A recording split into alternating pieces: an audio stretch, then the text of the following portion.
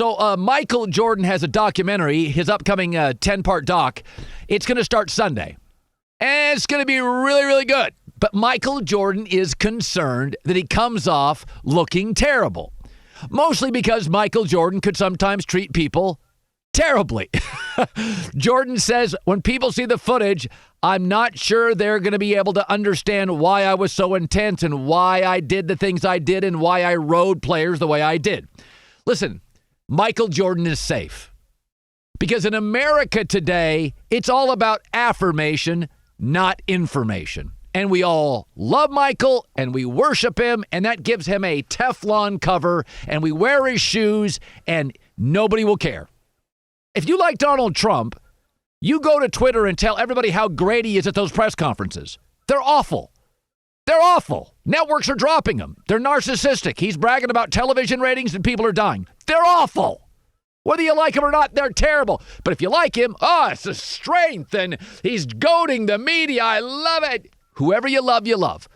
These people out there that bang on LeBron James, if I have to hear LeBron's not clutch, LeBron James has 4 postseason buzzer beaters. Forget all the other baskets under 25 seconds. He's got 4 buzzer beaters in the playoffs. Kobe and Michael combined have 3, but he's not clutch. He's not clutch. He's one of the most clutch players I've ever seen in my life. LeBron James, one of the most clutch players I've ever seen in my life. Now, the late Kobe Bryant had a reputation as clutch. Yeah, remember that game, Staples Center, Game 7 against the Celtics, when Ron Artest had to hit the big baskets? Kobe was terrible that night. And that's not saying Kobe couldn't be clutch, but people get reputations, and they're rock solid. And if you love somebody these days, it's about affirmation, not information. I mean, let's be honest, too. Everybody leads differently. Tom Hanks and Matt Damon have great reputations in Hollywood. Christian Bale and Katherine Heigl, not so much. Jeff Biggio, Hall of Fame baseball players. People loved it. Everybody loved Craig Biggio. Jeff Kent, great player. Nobody liked him. Charles Barkley, Magic Johnson, 2 of the nicest guys in the history of the media. Everybody loves them. Michael Jordan, not everybody loves him. Michael wasn't nice. He was petty. He held grudges. He ghosted people before people ghosted. He punched teammates. He humiliated people. He's still to this day not everybody's favorite. He's about MJ. And it's okay. That's who he is. Michael had an aspirational drive that's second to none.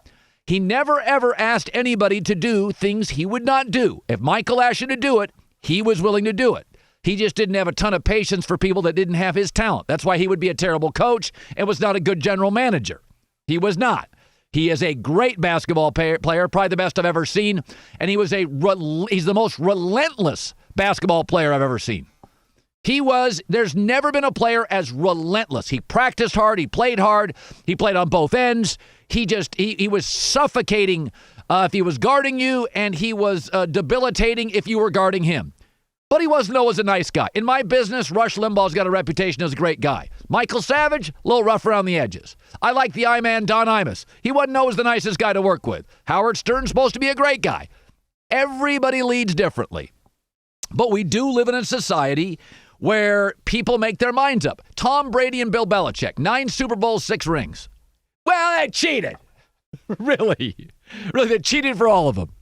They're not excellent. They're not smarter than your coach. Do you ever feel when you coached against Belichick, your coach was smarter? The answer is no. Let's start there.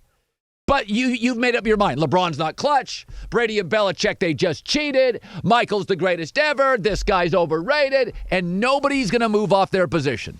And it should be noted, even with superheroes, and Michael Jordan had a superhero quality. Superman was a really nice guy. Iron Man, mostly a smartass. Wolverine, not a great guy.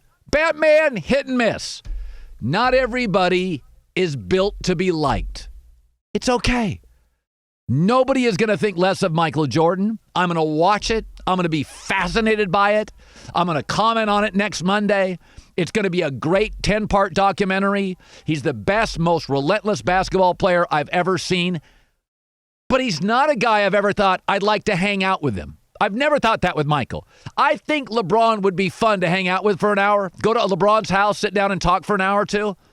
Michael, I've never had that interest. Tom Brady would be fascinating. I've always wanted to sit down with Phil Mickelson or a Peyton Manning. You know, there's certain guys like, oh, I'd like to get into their brain. Michael was just a warrior. We've never seen anything like it. But you can think less of him, but I don't think it'll dent his standing in basketball greatness or how much we buy his shoes whatsoever. People make their minds up. You'll never move them off their positions. That's the new America I live in.